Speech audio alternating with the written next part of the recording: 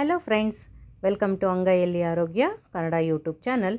ಅತಿ ಹೆಚ್ಚು ಮಿನರಲ್ಸ್ ಹಾಗೆ ವೈಟಮಿನ್ಸ್ನ ಹೊಂದಿರುವಂತಹ ಅನೇಕ ಕಾಯಿಲೆಗಳಿಗೆ ರಾಮಬಾಣವಾಗಿರುವಂತಹ ಸುಂಡೆಕಾಯಿ, ಕುದನೆಕಾಯಿ, ಗುಳುಸುಂಡೆಕಾಯಿ ಅಂತ ಅನೇಕ ಹೆಸರುಗಳಿಂದ ಕರೆಯಲ್ಪಡುವ ಈ ಸುಂಡೆಕಾಯಿಯ ಚಟ್ನಿಯನ್ನು ಮಾಡೋದು ತೋರಿಸ್ತಾ ಇದ್ದೀನಿ. ಇದು ಸೊಲನೇಸಿ ಫ್ಯಾಮಿಲಿಗೆ ಸೇರಿರುವಂತಹ ಒಂದು ಅದ್ಭುತ ತರಕಾರಿ. ನೋಡಿ, ಈ ಥರ ಬಂಚಲ್ಲಿ ಕಾಯಿಗಳು ಬಿಡುತ್ತೆ. ಸೊ ಆ ಕಾಯಿಗಳನ್ನೆಲ್ಲ ಬಂಚಿಂದ ಸಪ್ರೇಟ್ ಮಾಡಿಕೊಂಡು ಅದನ್ನು ಚೆನ್ನಾಗಿ ವಾಶ್ ಮಾಡ್ಕೋಬೇಕು. ಆಮೇಲೆ ಇದನ್ನು ಡ್ರೈ ಮಾಡಿಬಿಟ್ಟು ನಾವು ಅದನ್ನು ಫ್ರೈ ಮಾಡಬೇಕು. ಫ್ರೈ ಮಾಡಬೇಕಾದ್ರೆ ಈ ಹಸಿ ಗ್ರೀನಿಷ್ ಆಗಿರುವಂತಹ ಸುಂಡೆಕಾಯಿ ಎಲ್ಲ ನಮಗೆ ಬಟಾಣಿ ಥರ ಅಂದರೆ ಪೀಲ್ ಗ್ರೀನಿಷ್ ಬರೋವರೆಗೂ ಅದನ್ನು ಚೆನ್ನಾಗಿ ಫ್ರೈ ಮಾಡಬೇಕು. ಈ ತರಕಾರಿಯನ್ನು ನಿಯಮಿತವಾಗಿ ಉಪಯೋಗಿಸುವುದರಿಂದ ಶೀತಬಾಧೆಯಿಂದ ನರಳ್ತಾ ಇರೋರು ಅಥವಾ ಅಸ್ತಮಾಯಿಂದ ನರಳ್ತಾ ಇರೋರು ಅವರ ಆ ಪ್ರಾಬ್ಲಮ್ನ ಕಡಿಮೆ ಮಾಡ್ಕೋಬೋದು. ಹಾಗೆ ಚರ್ಮ ವ್ಯಾಧಿಗೂ ಕೂಡ ಈ ತರಕಾರಿ ತುಂಬ ಒಳ್ಳೆಯದು. ಕಫ ಕೆಮ್ಮು ಇದ್ದಾಗ ಈ ಥರ ಚಟ್ನಿ ಅಥವಾ ಸಾಂಬಾರಿನಲ್ಲಿ ಈ ಸುಂಡೆಕಾಯಿನ ಉಪಯೋಗಿಸೋದ್ರಿಂದ ಕಫ ಮತ್ತು ಕೆಮ್ಮು ಕೂಡ ಶಮನ ಆಗುತ್ತೆ. ಸ್ವಲ್ಪ ಎಣ್ಣೆಯನ್ನು ಹಾಕಿಬಿಟ್ಟು ಇದನ್ನು ಲೋ ಫ್ಲೇಮಲ್ಲಿ ನಿಧಾನಕ್ಕೆ ಹುರಿಬೇಕು. ಜಾಸ್ತಿ ಹೊತ್ತು ಹಾಗೆ ಬಿಟ್ಟರೆ ಅದರ ಮೇಲೆ ಬ್ಲ್ಯಾಕ್ ಸ್ಪಾಟ್ಗಳು ಬರುತ್ತೆ. ಸೊ ಆ ಥರ ಬ್ಲ್ಯಾಕ್ ಸ್ಪಾಟ್ ಬರದೇ ಇರೋಂಗೆ ನಿಧಾನಕ್ಕೆ ಕೈ ಆಡಿಸ್ತಾ ಇದನ್ನು ಕಂಟಿನ್ಯೂಸ್ ಆಗಿ ಹುರಿತಾ ಇರಬೇಕು.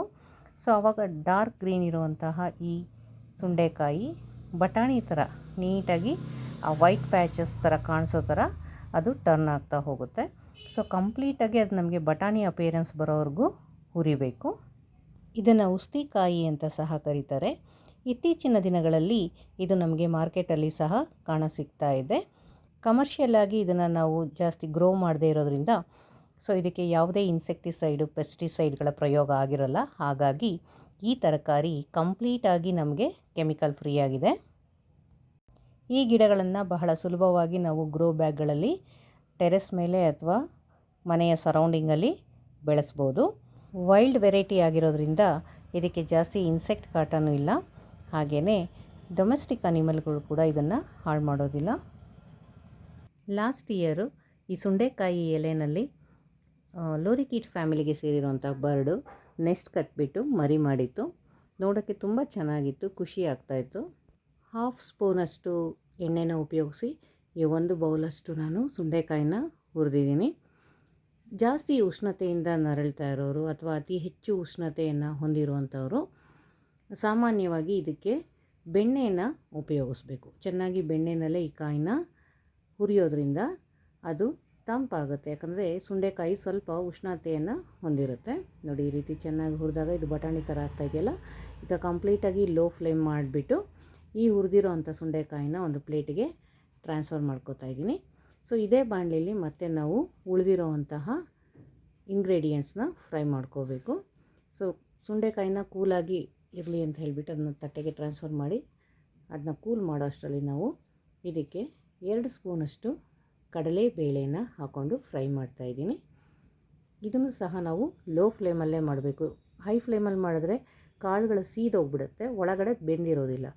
ಸೊ ನೋಡಿ, ಇವಾಗ ಅದಕ್ಕೆ ಮತ್ತೆ 2 ಸ್ಪೂನಷ್ಟು ಉದ್ದಿನ ಬೇಳೆಯನ್ನು ಹಾಕ್ತಾಯಿದ್ದೀನಿ. ಕಾಳುಗಳು ಅಥವಾ ಬೇಳೆಗಳನ್ನು ನಾವು ಲೋ ಅಥವಾ ಮೀಡಿಯಮ್ ಫ್ಲೇಮಲ್ಲೇ ಫ್ರೈ ಮಾಡಿದ್ರೆ ತುಂಬ ಚೆನ್ನಾಗಿ ಫ್ರೈ ಆಗುತ್ತೆ. ಹೈ ಫ್ಲೇಮಲ್ಲಿ ಮಾಡಿದ್ರೆ ಅದು ಸೀದೋಗೋ ಚಾನ್ಸಸ್ ಇರುತ್ತೆ.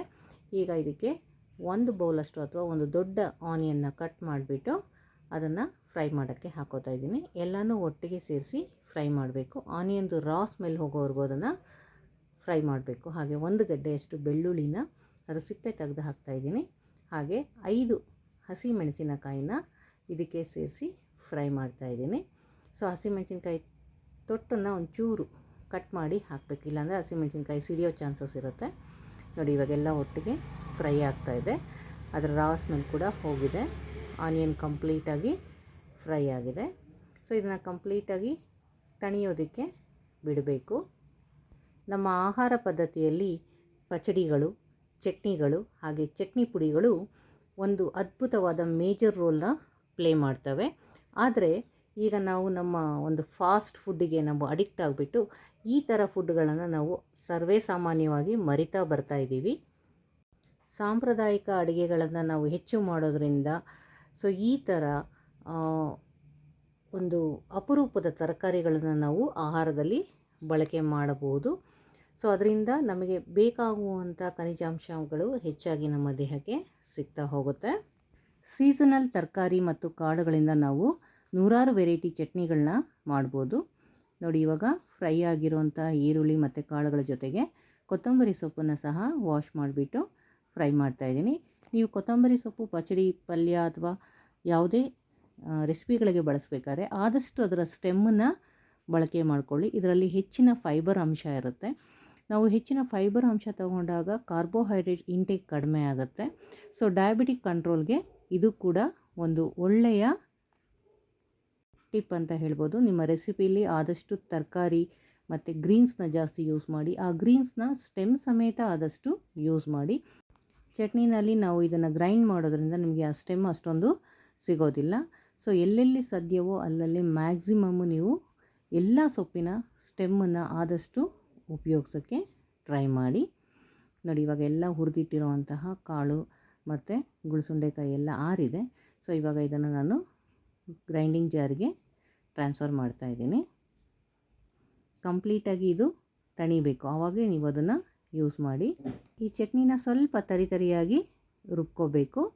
ಸೊ ಕಂಪ್ಲೀಟಾಗಿ ಎಲ್ಲನೂ ಟ್ರಾನ್ಸ್ಫರ್ ಮಾಡಿದ್ಮೇಲೆ ಇದಕ್ಕೆ 1/4 ಸ್ಪೂನಷ್ಟು ಬ್ಲ್ಯಾಕ್ ಪೆಪ್ಪರ್ ಹಾಗೆ ರುಚಿಗೆ ತಕ್ಕಷ್ಟು ಸಾಲ್ಟ್ನ ಆ್ಯಡ್ ಮಾಡಿ 2 ಗೋಲಿ ಗಾತ್ರದಷ್ಟು ಹುಣಸೆ ಹಣ್ಣನ್ನ ಆ್ಯಡ್ ಮಾಡಿ ಈ ಥರ ತರಿಯಾಗಿ ರುಬ್ಕೋಬೇಕು. ಸೊ ಈಗ ನಮ್ಮ ಗುಳಸುಂಡೆಕಾಯಿ ಚಟ್ನಿ ರೆಡಿಯಾಗಿದೆ. ರುಚಿಕರವಾದ ಆರೋಗ್ಯಕರವಾದ ಗುಳಸುಂಡೆಕಾಯಿ ಚಟ್ನಿ ರೆಸಿಪಿ ಇಷ್ಟ ಆದರೆ ಚಾನಲ್ನ ಸಬ್ಸ್ಕ್ರೈಬ್ ಮಾಡಿ.